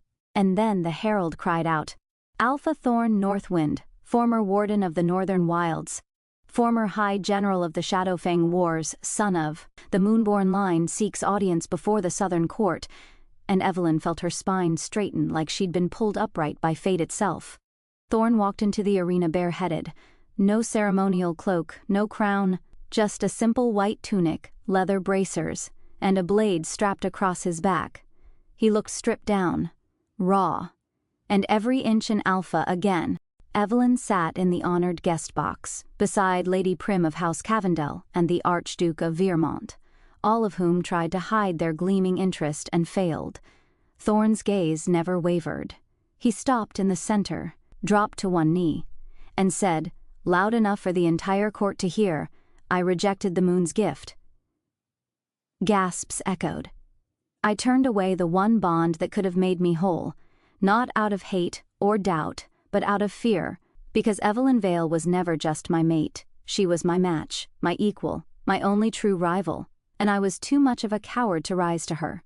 Evelyn couldn't move, not even breathe.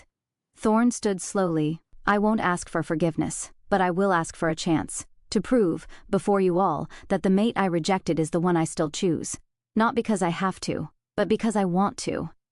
He looked up, locked eyes with her, and I want her to want me. Of her own will. Not prophecy, not fate, just us. A hush blanketed the crowd. And then, Lady Prim whispered to Evelyn, not even bothering to hide her glee, Darling, are you swooning or plotting his murder? I haven't decided, Evelyn whispered back, barely able to hear her own voice over the thunder of her pulse. The ball that evening was not optional. Every Moonfire Summit ended in celebration, but tonight, it was a bloodbath in silk. The moment Evelyn entered, she was swarmed. Alpha daughters in dresses worth kingdoms hissed flattery through gritted teeth. Rivals from her debutante days tried to pry her for gossip. Beta nobles introduced sons with names longer than war treaties. Everyone wanted a piece of the headline. The rejected mate who became queen of the stage. And Evelyn hated it. She endured 3 dances, 7 questions about Thorne's proposal, and exactly 1 spilled drink on her sleeve. She was escaping to the corridor when she saw him, Thorne. Alone on the balcony, looking out over the valley, moonlight brushed the angles of his face, softening them into something almost vulnerable. She should have walked away. She should have let him stew. Instead, she opened the door. He turned when he heard her. "I didn't expect you to come," he said softly. "Why? You don't like scenes?" "This wasn't a scene, Thorne," she said, arms crossed. "It was a bloody opera, complete with audience monologue and tragic hero." His mouth quirked. "Was I tragic? You were theatrical. And idiotic." "I meant every word." "I know," she said, quietly. "That's the problem." Silence. Wind brushed between them. She stepped forward. "I'm not the same girl you left behind. I don't dream about Luna crowns or alpha love stories. I don't care if the moon wants us to be mates. I don't either." That made her blink. "You don't? I only care if you want me." He stepped closer. "The moon can burn in her own prophecy for all I care. I just want your name on my lips again, your laugh in my home, your hand in mine." He reached out, not touching, asking. And slowly, Evelyn let her fingers slide into his. Their palms pressed together, skin to skin, bond to bond, not sealed, not yet, but no longer running. "I still hate you sometimes," she whispered. "I still hate me too." She smiled faintly. "Good." Then let herself lean into him, just slightly, just enough to remember. Chapter 14, a courtship worth bleeding for the next morning. Evelyn woke up with fire in her blood. She had barely slept. She didn't even bother with breakfast. Instead, she dressed herself in an opal gray riding gown that shimmered with subtle steel trim, twisted her dark curls into a high braid, painted her mouth in a bruised rose tint, and stormed out to the stables. She didn't need a plan. She was the plan. Thorne had made a spectacle out of his apology. Now he would face the consequences. On her terms. He was already waiting at the meadow clearing when she arrived. Of course he was. He stood beside a saddled black gelding, looking every bit the honorable Alpha, clean-shaven jaw, dark trousers tucked into leather boots, storm gray shirt slightly unbuttoned at the throat. Relaxed, ready, smiling as if she might actually kiss him again if he held still long enough. She rode up at a slow, deliberate pace, stopping just short of his horse. "You're either brave," she said, "or criminally stupid. I've been called both." Evelyn dismounted and tossed her reins to a stable boy. "Walk with me." He followed without hesitation. They entered the lower woodlands, where the trees grew thick, and the air smelled of pine, moss, and fresh frost. Ravens cawed in the distance, deer darted behind ferns. The wind was sharp, but refreshing. They walked in silence for a time, then Evelyn spoke. "I've been thinking about what you said, at the summit, about wanting me, not because of fate, but because of me." He said nothing, just listened. She turned toward him abruptly. "If you want a second chance, if you're truly asking to court me again, it will not be easy. I won't be wooed with flowers or apologies whispered in shadows. You lost the right to sweep me off my feet with one pretty speech and a heartfelt stare." "I know," he said quietly. "I want you to earn it, not by fighting rogue wolves or lifting heavy things with your shirt off, though that's not unwelcome, but by proving you can exist beside me, not above me." He stepped closer. "What does that look like?" "It looks like this," she said, and pulled a folded piece of parchment from her sleeve. Thorne accepted it, his brow furrowed as he opened it. The heading made him blink. Conditions for courtship by Lady Evelyn Vale. Below it were several bulleted items, each written in sharp, deliberate pen. No touching without permission. "Yes, this includes the smoldering eye contact and accidental hand brushes. I see you, Thorne. 1 letter per day. Not 5, not 0, 1. Handwritten. No wolves delivering them in their teeth, please. Attend social functions as equals, not as Alpha and Luna candidates. We walk side by side, not behind, not ahead. You must meet my suitors, all of them. Yes, I'm accepting invitations. If you want to win me back, you'll have to be better than the others. If I kiss you, it's not a victory. If I slap you, it's not the end. You'll have to learn the difference. Dance with me, not to show off, just because you want to, even when no one's watching." Thorne read the list in full, then again, then looked up at her, something warm and excruciatingly fond rising behind his eyes. "Number 6, he said, his voice low. "That's the one that'll destroy me." Evelyn smirked. "I know. May I?" He lifted the parchment slightly. She nodded. "Keep it, frame it, burn it in a dramatic fit of anguish. I don't care. But those are the terms, and if I follow them, then maybe," she said, tilting her chin, "I'll let you start over. From the beginning." He folded the parchment carefully, tucked it into his coat pocket like a relic, and said, "Then consider this day one." That evening, Evelyn found a letter on her pillow. Cream parchment, no envelope, just sealed with plain wax and tied with a blue ribbon that smelled faintly like juniper. She opened it. "Dearest Evelyn, I spent 10 minutes trying to write my Lady Vale, but it made me sound like I was composing an epic poem from the year 700. I won't pretend that reading your terms didn't make my heart clench, but not from pride, from hope. You want something real, not grand, not faded, just honest. I can do that. I want to do that. I promise not to touch your hand unless you extend it. I promise to meet every suitor without growling out loud. I promise to write every single day, even if some of my letters are just terrible sketches of your nose. But most of all, if you ever dance with me in private, I'll pretend we're the only 2 wolves left in the world. Yours on probation, T.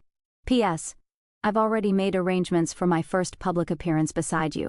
I'll be at the Lady Renhart's masquerade ball, wearing dark blue. I hope you'll save me one dance, just one. Even if it's the last." Evelyn didn't sleep well, not because she was anxious, but because she reread the letter 4 times and smiled through every line. Her mother noticed. "Who is he, and do I need to hit him with a fan?" Evelyn rolled her eyes. "He's already being punished." Her mother narrowed her eyes. "Is he the one who broke your heart last spring?" "Yes." "And you're letting him try again?" "Yes." Lady Vale huffed. "Well, as long as you're the one holding the leash this time." Evelyn folded the letter and whispered, "I think I always was." Chapter 15. A dance in the dark Lady Renhart's masquerade ball was the social event of the season. The Vale estate had received the gilded invitation weeks ago. A thick envelope sealed with Renhart's signature fox emblem and perfumed with crushed lavender. But tonight, it carried a very different weight in Evelyn's chest, a promise disguised as a social nicety. By the time her carriage arrived at the ivy-draped Renhart Manor, the estate was ablaze with golden torchlight, laughter, and the faint sound of strings drifting from the ballroom like honey over stone. Evelyn stepped out slowly. She wore a gown spun of midnight blue and ink-black tulle, the fabric clinging to her waist and cascading like smoke around her legs. A silver-threaded mask framed her eyes with subtle feathering at the edges, and a diamond drop pendant nestled in the hollow of her throat like a secret. She had never looked more like herself, which, in a way, made her dangerous. "Do you see him yet?" whispered her cousin Mira, who had accompanied her. "I don't need to," Evelyn replied calmly, eyes scanning the grand staircase and crowds. "He's already seen me." And she was right. Across the ballroom, Thorne stood near the refreshment table, a half-glass of blood-red wine forgotten in his hand. He was wearing a tailored navy suit, subtly embroidered at the cuffs, with a velvet black mask that accentuated the sharp angle of his cheekbones. Every inch of him screamed restrained dominance, from the stillness of his shoulders to the way his eyes followed her like she was gravity. She pretended not to see him. Instead, she walked to the far end of the ballroom, where a tall man in a golden mask extended a hand. "Lady Vale," he said smoothly, "I've waited all evening for the pleasure." "Lord Keswick," she answered, accepting the invitation. "You may have this dance." Thorne did not move. Not when Keswick led her onto the floor. Not when Evelyn's hand settled lightly on the nobleman's shoulder. Not even when she laughed at something whispered near her ear. But his jaw tightened, and the glass in his hand cracked. Lord Keswick was a good dancer. His steps were elegant, his conversation flattering. He made a genuine effort to keep her entertained, and she appreciated that.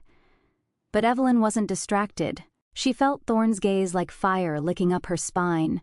His presence had a weight she couldn't shake, familiar, magnetic, and maddening. As the song ended, she curtsied to Keswick. "Thank you, that was lovely. I hope I've earned a second," he said, voice low. "We'll see," she replied with a polite smile and turned toward the terrace. She needed air. Or distance. Or maybe just a few minutes where she wasn't trying so hard not to look over her shoulder. The terrace was quiet. Moonlight bathed the garden beyond in silver. Fountains whispered secrets to roses. Fireflies floated lazily above the hedgerows. She leaned against a pillar and closed her eyes. A moment later she felt the air shift behind her. Warmth. Then a familiar voice, low, threaded with restraint. Was he your favorite? Evelyn didn't turn. Tonight? Possibly. He didn't spill wine or growl at anyone. Silence. Then footsteps. She opened her eyes just as Thorne stepped into view. He was close now, too close. The edge of her skirt brushed his boot. And still he didn't reach for her. I tried to stay away, he said, tone husky. Tried to give you space. Let you lead. But then you walked in and I forgot how to breathe. You're doing just fine now. He leaned slightly forward, voice almost trembling. You know I'd wait 1,000 lifetimes if that's what it took. But if there's a moment, just one, where you want me to stop pretending I don't dream about touching you. Evelyn finally turned to him and placed her hand, very deliberately, in his. I'll allow one dance, she murmured. Thorne's chest visibly rose. But he didn't speak. He simply led her into the shadows, away from the lanterns and rose vines, to a small private alcove just beyond the terrace steps, where the only sound was the music drifting from inside and the slow pounding of 2 stubborn hearts. He placed a hand on her waist. She didn't stop him. He drew her into a slow waltz. No audience, no ceremony. Just movement, breath, heat. I remember the first time we danced, he said quietly. So do I. You stepped on my hem. I was distracted. I was furious. He smiled. You still are. She smirked, only slightly. They danced in silence for several heartbeats. His thumb brushed the curve of her hip. Her hand rested just slightly longer than necessary on his shoulder. She realized with a sudden jolt that she had missed this. Not the alpha. Not the man who rejected her. This, the way Thorne looked at her like she held galaxies behind her ribs. The way he moved as if he had memorized her rhythm. The way his silence wasn't empty. It was full of words he hadn't earned the right to say yet. And then, without thinking, without asking, he leaned in. But stopped just a whisper from her lips. Waiting. Not commanding. Not assuming. Just waiting. Evelyn's fingers tightened slightly on his shoulder. And that was all the permission he needed. Their lips met in a slow, aching kiss. Tentative, not desperate. It wasn't the kiss of possession. It was the kiss of apology, of hope, of beginnings. When they finally pulled apart, Evelyn opened her eyes. Thorne looked breathless, awed, and maybe a little scared. She touched his chest gently. You're still on probation. His smile was crooked. I know. One dance, she whispered. One kiss, he said. They stood like that for a long time. And for the first time since her rejection, Evelyn didn't feel like a consolation prize. She felt like the center of the world. Chapter 16, The Tea, the Tension, and the Truth. Evelyn Vale had always believed that power lay in silence, in measured glances, in the deliberate sip of tea while chaos whispered just beneath the porcelain calm. Today, she was putting that belief to the test. The rose garden was in full bloom. The air was warm and fragrant, honey-thick with the scent of jasmine and crushed lemon verbena. Birds chirped from the trellises, and in the distance, the manor's fountains trickled like secrets too shy to be spoken aloud. The table was laid for 5, and every seat was filled. At the head, Evelyn sat like a queen on a throne of lace and wit, her expression neutral, but her eyes sharp as polished obsidian. To her right sat Lord Ambrose Keswick, polished and charming. Across from him was Callum Dorn, the youngest son of the Emerald Pack Alpha, blunt, broad-shouldered, and disarmingly direct.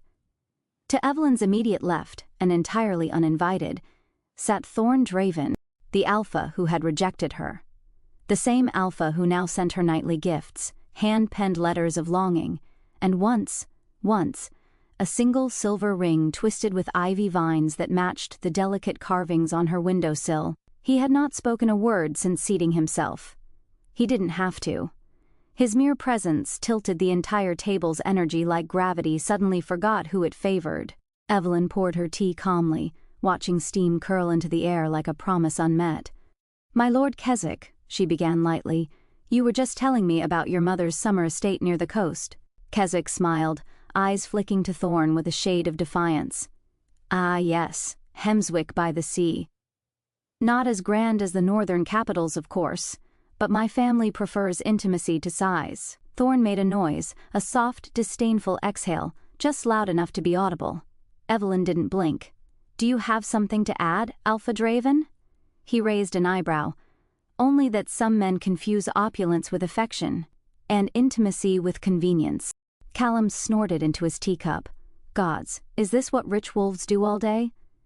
Flirt by stabbing each other with passive-aggressive remarks over cucumber sandwiches? Evelyn smiled faintly. Only on Thursdays. The conversation meandered, a polite battlefield of verbal fencing.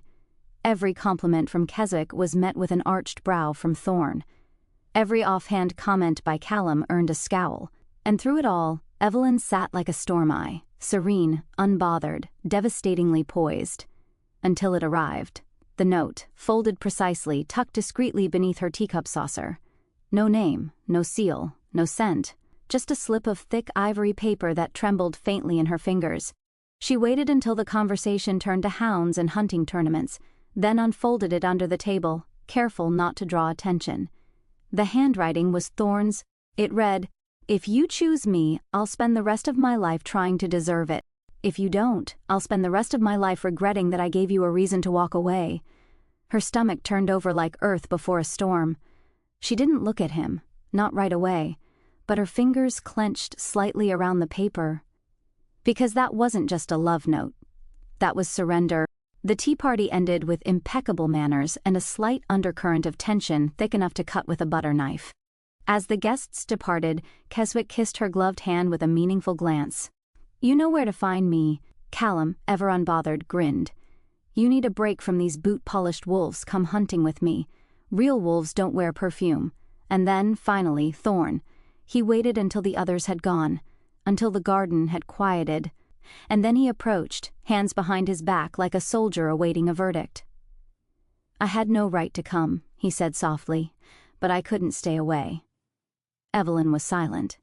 The breeze lifted the edge of her gown. "You think this is something you can fix," she said, voice measured. "Like a treaty. Or a campaign. You think if you send enough flowers, write enough verses, I'll forget what it felt like when you—" "I don't want you to forget," he interrupted.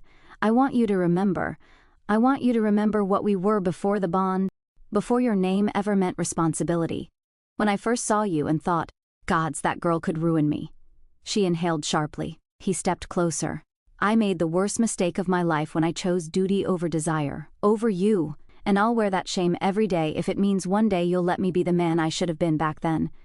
He held out his hand. No demands, no promises, just a chance. Evelyn stared at it, and for the first time in weeks, the walls around her heart didn't crack. They melted, slow, reluctant, but unmistakable. Her fingers slid into his. "I haven't decided yet," she murmured. Thorne's eyes didn't gleam with victory, they shimmered with gratitude. "Then let me help you decide." Chapter 17. The house that never let her go the moment the carriage turned down the gravel path leading to Blackmoor Hall. Evelyn felt it in her bones. An ache, a pull, a memory she hadn't granted permission to return. The estate had not changed, not in any of the ways that mattered. The towering wrought-iron gate still bore the Draven crest, a wolf mid-leap, fangs bared, carved into jet-black steel. The sycamore trees lining the drive still bent slightly toward the gravel lane as if whispering secrets to each other. And the hall itself, a sprawling manor of dark stone and towering windows, still loomed with the same commanding, stoic dignity. But something was different. It took her until the footman opened the carriage door, and she stepped onto the ground to realize what it was. The windows. Light poured from nearly all of them, not the stark, cold glow of chandeliers meant for hosting and performance, but the warm, honeyed flicker of hearths, of oil lamps, of lived-in spaces, of waiting. He had lit them for her, every single one. Inside, Evelyn was greeted not by a butler, but by Astor, Thorne's elderly housekeeper, once a severe and tight-lipped woman. Today she was all but beaming. "My lady," she said with a shallow curtsy, her voice a shade gentler than Evelyn remembered. "We've prepared the west wing for you. I took the liberty of placing lavender oil in the bath, and your favorite tea in the sitting room. If I've presumed too much—" "No," Evelyn cut in. unsure whether to feel comforted or unnerved. "You haven't." Aster bowed again, her eyes sparkling. "Then welcome home, Lady Evelyn. Home." That word settled into her ribs like a forgotten key clicking into a long-locked door. She wandered the halls slowly, deliberately. The portraits on the walls, wolves in regal garb, warriors turned lords, women with ice in their eyes and fire in their posture, watched her pass in judgmental silence, yet none of them unnerved her more than the door at the end of the East Wing hallway. Thorne's old study. She passed it without pausing, but her heartbeat faltered just the same. Memories came in waves, him standing at the window with his back to her, his voice cold as steel. "I can't choose you. The council would never accept it." Her answering silence, her tear-streaked exit, the sound of that door closing behind her, but now the door stood ajar. No shadows, no coldness, just the faint flicker of candlelight from within. She didn't go in, not yet. Instead, she found the West Wing sitting room, as promised. The tea was still hot. There were lemon biscuits on the tray, her favorite, down to the dusting of powdered sugar. A novel she'd once mentioned enjoying sat on the end table, a velvet ribbon marking the place she'd stopped reading 3 years ago. Thorne hadn't just remembered, he had memorized. She found him in the conservatory an hour later. Not because she went looking, but because she followed the music. The piano was off-key, barely in tune, but he played it like it was a prayer. Not a grand performance, just low, haunting chords, notes that dipped and wavered, vulnerable and beautiful in their imperfection. He didn't stop when she entered, didn't look up, only kept playing. Evelyn stood at the doorway and let the sound wrap around her. "You never played before," she said softly after a while. "I didn't have anything to say," he murmured. She crossed the room slowly and sat on the opposite bench, facing him, his hands stilled, fingers hovering over the keys. "You remembered everything," she said. Thorne gave a slight nod. "I was angry for so long," Evelyn whispered, "because I thought you didn't care, that you chose your Alpha title and forgot me like it was easy." He looked at her then, eyes darker than the storm outside, but softer than she'd ever seen. "I didn't forget," he said hoarsely. "I carved your name into the silence of every day that passed without you. I carried it like a wound." Her breath caught. "And what now?" she asked. "You say you want me to choose, but what do you offer, Thorne? A life of politics and protocol? A seat beside a man who once made me feel small for wanting to be loved first?" "No," he said, his voice low but certain. "I offer this, a home where your voice doesn't echo, because it's never alone. A life where your name is the first thing spoken in every decision, not the last. A bond not built on title or power or pack tradition, but on the fact that without you, nothing else matters." She looked at his hands, scarred, calloused, capable of harm and healing in equal measure, then at his eyes, no longer shielded by pride or politics. And finally his mouth, lips that had once delivered rejection like a blade and now only whispered devotion. "I'm afraid," she confessed. "So am I," he replied. And then he reached for her hand again, not as an alpha, not as a suitor, but as the boy she'd once kissed in the rain who had drawn her initials on his wrist and hidden it under his sleeve for a year. Evelyn didn't speak, she simply intertwined her fingers with his, and somewhere in the conservatory the music started again.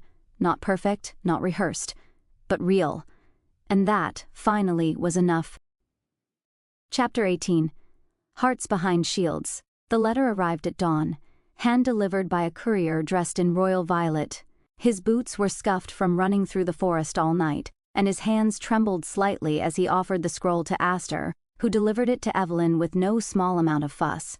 Evelyn read it with a neutral expression, then she read it again. And again, until the gold seal of the Northern Alpha Council blurred beneath her gaze. "You're summoned," Thorne asked quietly, standing in the doorway of her sun-drenched bedroom, the sleeves of his shirt rolled up, his dark hair still damp from an early bath. "Invited," she corrected, "as your guest. Though we both know what this is. A test," he murmured. "Of you, of us." Evelyn folded the scroll precisely and placed it back on her nightstand. "They want to see if I'll come. If I'll stand beside the Alpha who once rejected me," now with his hand outstretched. Thorne said nothing. He didn't need to. The tension in his shoulders said it all. This gathering, what was officially called the Tri-Alpha Conclave, was held once every 3 years.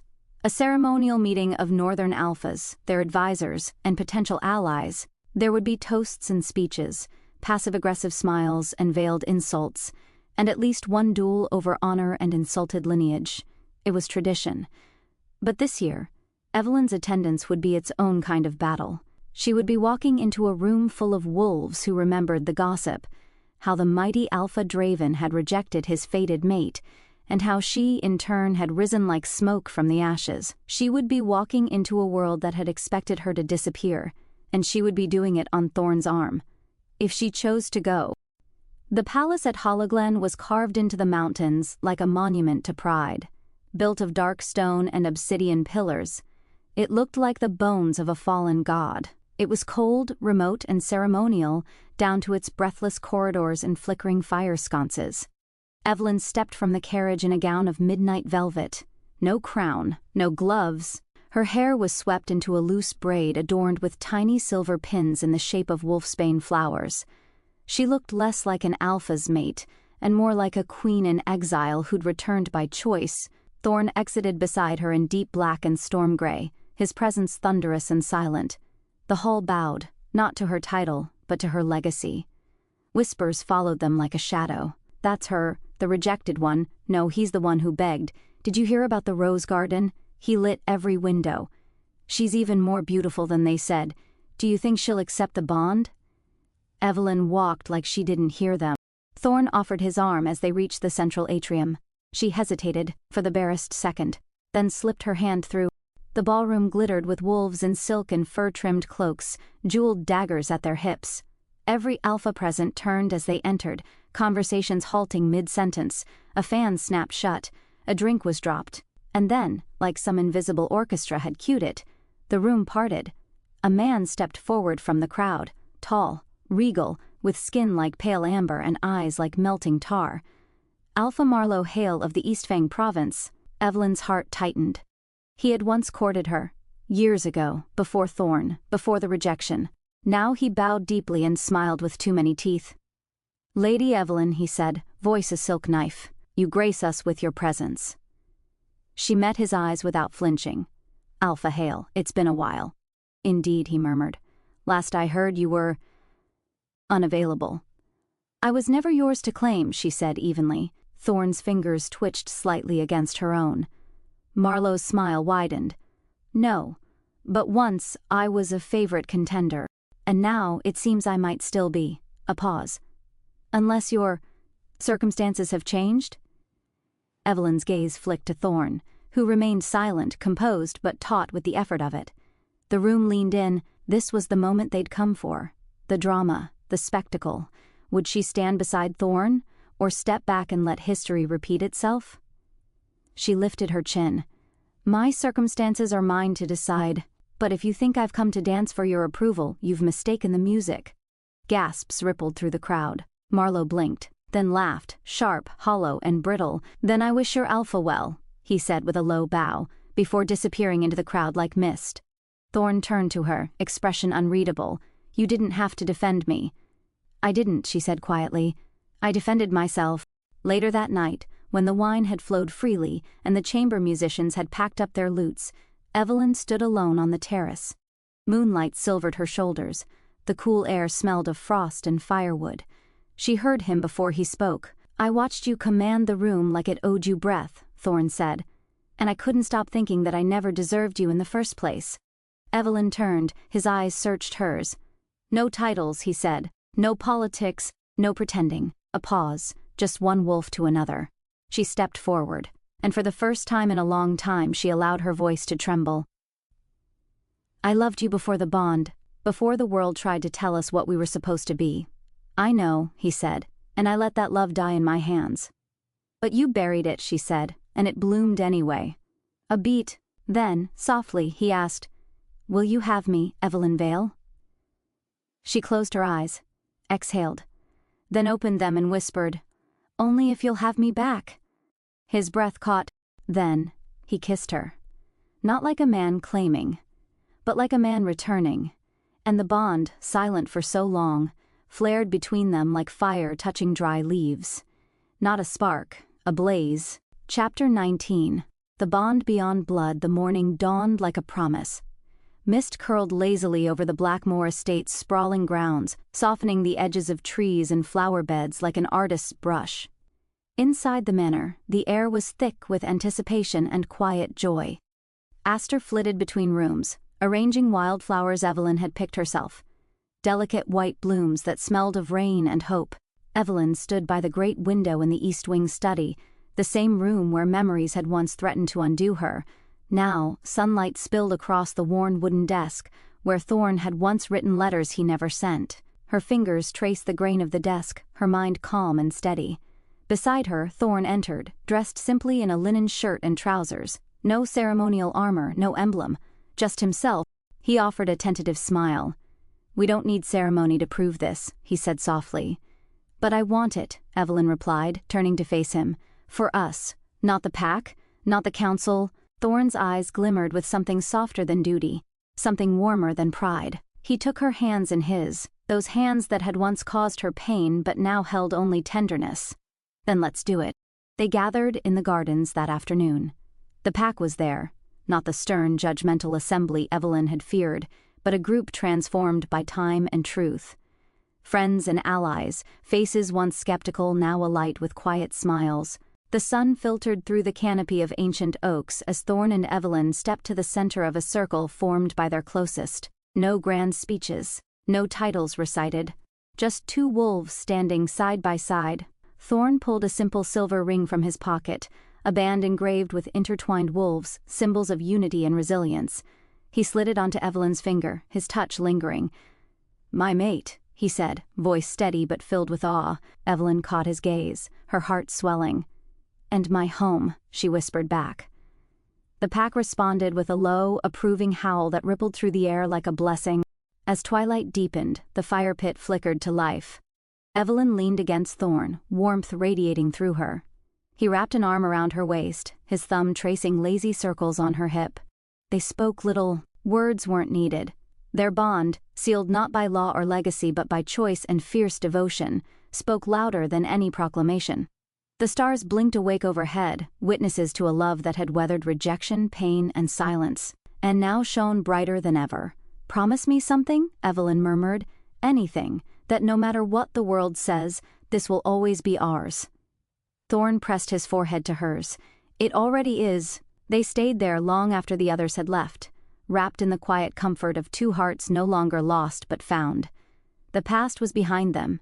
The future stretched wide, full of possibility. And finally, Evelyn allowed herself to believe that love, not power, not titles, was the truest bond of all. Epilogue. The first rays of spring sunlight filtered through the gauzy curtains of Evelyn's bedroom, casting a gentle glow on the soft curve of her belly. She sat by the window, cradling the promise of new life growing within her, a small smile playing on her lips as the breeze carried the scent of blooming wildflowers. Thorne was already awake, his broad silhouette framed by the doorway. His eyes, dark and full of love, softened the moment he saw her. Quietly he crossed the room and knelt beside her, pressing a tender kiss to the swell of her belly. "Every time I see you, I feel like the luckiest wolf alive," he murmured, voice rough with emotion. Evelyn placed her hand over his, warmth spreading like wildfire between them. "I never imagined we'd get here," she whispered. "After everything. This little life is proof that love can rewrite even the deepest scars." Thorne's fingers curved protectively around her. "This child will carry the strength of both our souls," the wild fire and the quiet storm. A soft laugh escaped Evelyn. "Do you think they'll have your stubbornness?" He smiled, eyes crinkling. "And your fierce heart." Outside, the Blackmoor Pack stirred awake, their howls greeting the new day, a chorus of unity and hope. But inside this room, time slowed, two hearts beating as one, preparing for a future neither dared to dream before. Evelyn rested her head on Thorne's shoulder, feeling the steady rhythm of his pulse beneath her ear. For the first time in a long time, she was home, safe, loved, and ready to face whatever the world would bring, with him and with the new life they had created together. Their journey had been one of rejection, redemption, and rediscovery. Now, it was the beginning of everything. The end. Hey everyone, thanks for watching. If you loved it, Don't forget to like, comment, subscribe, and hit that bell icon for more amazing content. Drop a comment with your favorite moment, and I'll see you in the next one.